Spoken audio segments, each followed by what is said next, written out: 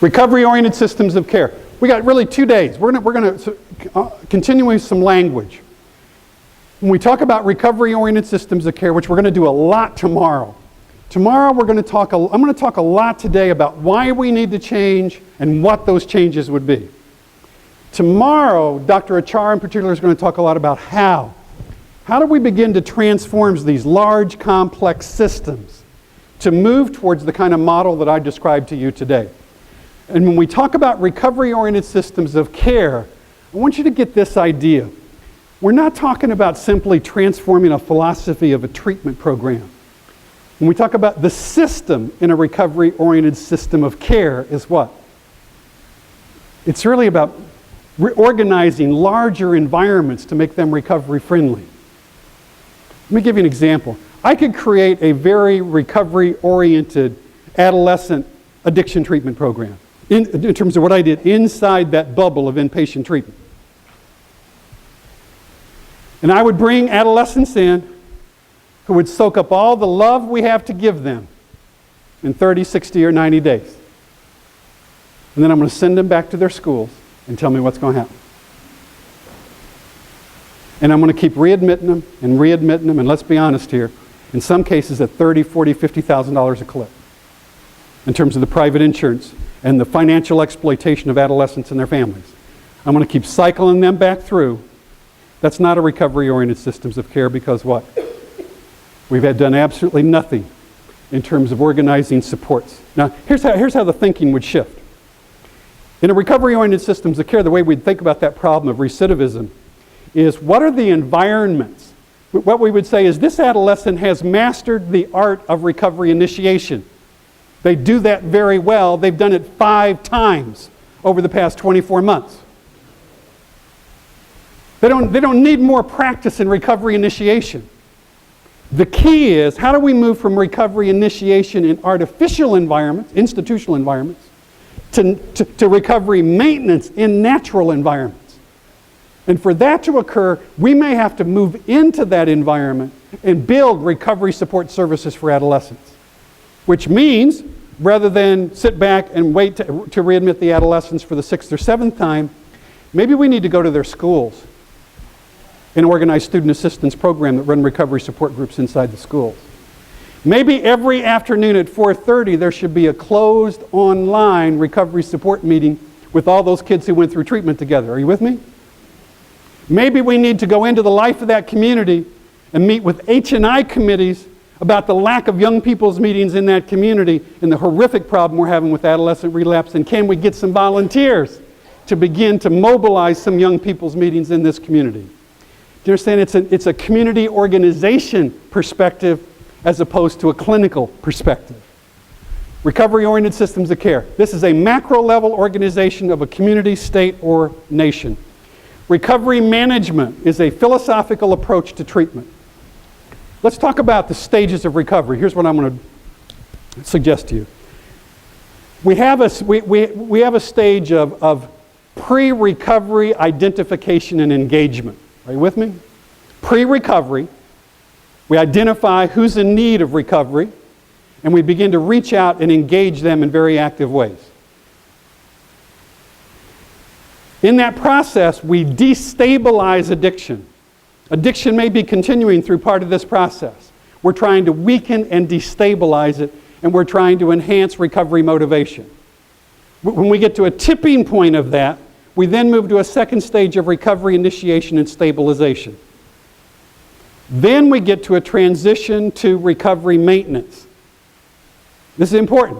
What it takes to maintain recovery is different than what it takes to initiate recovery. Are you okay with me on this idea? Okay, and tipping point. It's like the straw that broke the camel's back in terms of those crises. In some people, it is an experience of transformative change that is sudden, positive, and permanent. Right? I mean, it's like it may not be religious, but it is almost like a conversion experience. Let me describe a tipping point very quickly.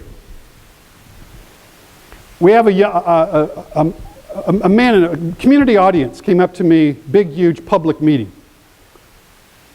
came up to me and said, let me tell you my story. He wasn't involved, never been involved in treatment, never been involved in any recovery circles. He was raised by an alcoholic father who he detested. I mean, he still had this level of intensity of sort of rage and disgust in terms of all the stuff with his father and the violence, sexual exploitation of some of his sisters in the home, on and on. He said, I escaped home as early as I could.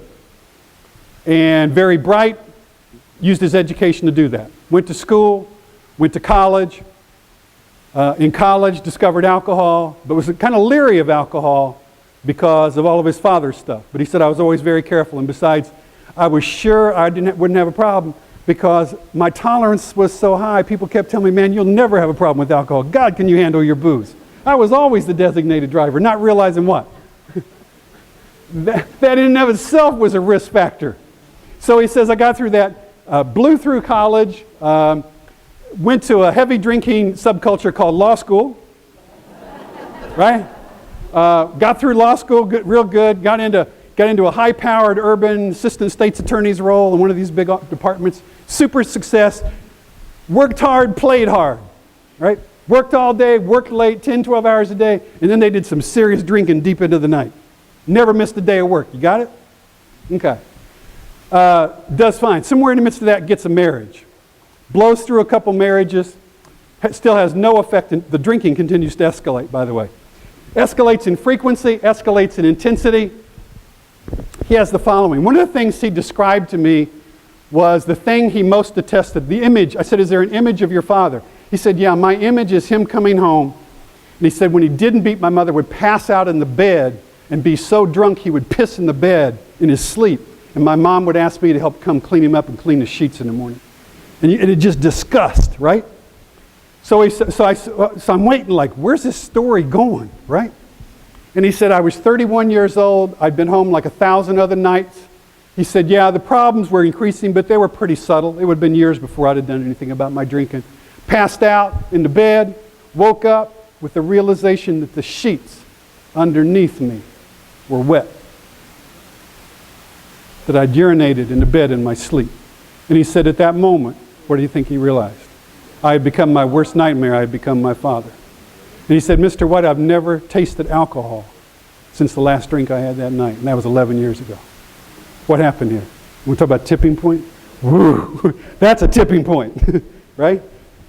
So you got our stages?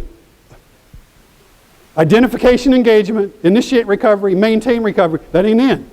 Because then we got issues of quality of life for individuals in the family in long-term recovery. That's a whole different arena. This is not about just maintaining abstinence and some level of health. This is about really elevating the level of functioning. Now let's think about traditional treatment. Which of these we address? Do we go out and get people? We wait for them to come to us. So we do a lot in stage 2. Would you agree? A lot about recovery, initiation, and stabilization. That's acute treatment. We do that better and safer than it's ever been done in history and better than it's ever been done in the world. What do we do with recovery maintenance? We hand you a chip until you go to meetings and get a sponsor. Or we tell you, now don't forget, we got this Tuesday night continuing care group. And we may run through 500 clients in a year. And how many people come to that group? Like 2? So my point is, I'm going to give you all the evidence later. I'm just going to be blunt. We do almost nothing when it comes to recovery maintenance. Even worse, what do we do with long-term quality of life issues for individuals and family in recovery? We're not even there. I mean, we're not even present in their life. How many of you believe, as I'm going to dramatically illustrate for you shortly, that recovery is incredibly unstable in the earliest days of recovery? Precariously balanced between addiction and re-addiction. Well, let's look at this.